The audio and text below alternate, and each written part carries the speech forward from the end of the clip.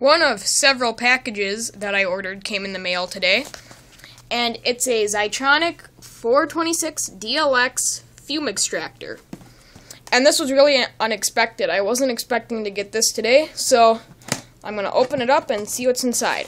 Now, it came in a bigger box from Amazon or a reseller, but anyway, here's what it is. It came in a box just like this, or it was in a bigger box, taped shut with packing, and then this is what was inside. So we'll start off by taking out the power cord. It's just a typical 3-prong power cord. Then I'll take out this looks like the filter. Comes with one filter, and these are instructions. And then here's the actual fume extractor. And nothing else in the box. So, fume extractor is a little bit smaller than I expected, but that's good because I don't have a whole lot of space on my bench. It's got, here, I'm going to cut it open. So I'm going to turn this off, cut it open, and then turn it back on. So, first impressions are good. It's all metal, pretty high quality. It's a nice heavy-duty switch. I'm assuming that lights up. I don't have it plugged in yet. So I'm assuming the filter covers that fan grill, and then sucks all the fumes in, and lets all the fumes out there. On the back, there's all the info about how many watts and stuff it takes, and then there's also the power plug with a fuse. It's kind of hard to see. And it's grounded, which is good. Draws 12 amps, it looks like. That can't be right. That's a model number. Never mind. This thing can't draw 12 amps. And, yeah, I'm assuming that's a 120-volt fan. It looks like it's about 120 millimeters. It's got fan guards on both sides, so the filter doesn't touch the blades. And it's really heavy metal. You can tell it's a nice piece of equipment.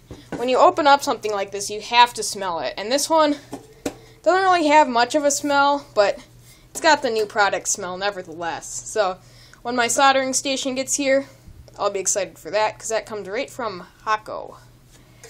So this is a Xytronic. I was going to buy the Weller, but this one was cheaper with filters, and it moves the same amount of air, and it's actually a little bit better for the cost. So it's just going to sit right on my bench there. So that's going to be a new addition to Basic Electronics. You will be seeing that quite a bit now.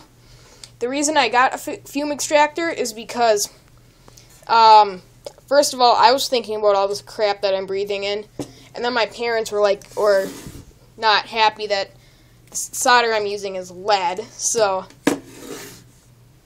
yeah.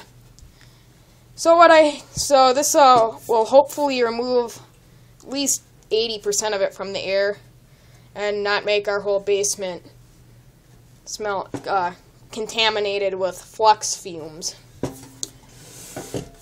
So I'm going to plug it in now and see how it works. So I've got it plugged in. I don't have it set up on my bench yet, but there we go. No filter or anything. And it's moderately loud. It's a little bit louder than I expected, but it's definitely bearable. Fan's still spinning in there from my first test.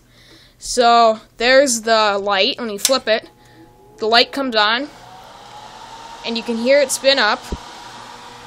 So as you can tell, I'm talking at a slightly above normal volume, and you can probably hear me unless my camera's not picking it up well. There's the outlet, and yeah, it seems to work pretty well. I'm going to put the filter on now and see how that goes. Okay, when I just cut open the bag with the filters, I got a pleasant surprise. I thought this was one filter. No, it's actually 3. And I ordered a pack of 5 replacement filters. So that brings my total to 8 filters. That should last me quite a while. So that's good. If you order this on Amazon, it says it only comes with 1 filter. It comes with 3, or at least mine did. So, I got the filter put in, and it's a pretty tight fit. This metal grate is definitely necessary. Let me try and tilt it. You can't really see it that well. The light in here is not great. There we go. That works. Found a mirror. I found this hard drive platter just hanging on my bulletin board, and I can reflect the light. So, as you can see, there's a metal plate and then the gray filter, or the black filter, I mean.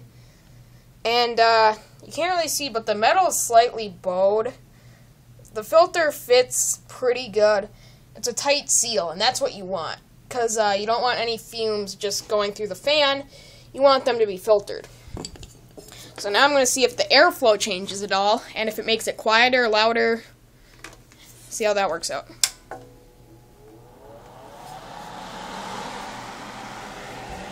Okay, so I've noticed quite a definite reduction in airflow, but it changes the sound a little bit. It's not as loud, I don't think, but it's a little bit more of a filtered sound. Let's see if you can hear it.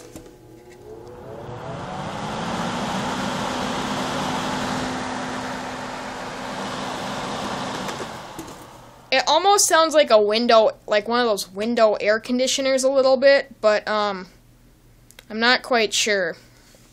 Definitely not bad, though.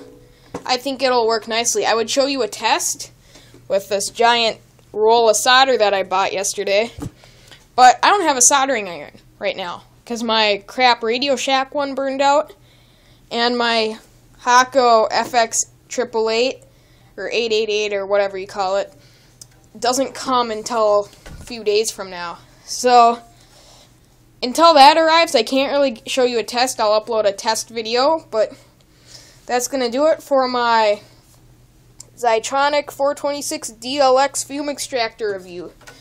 On my thoughts on this thing so far, though, I would recommend this from how it's been going so far. So we'll see how it all plays out. That's going to do it. Have a nice day.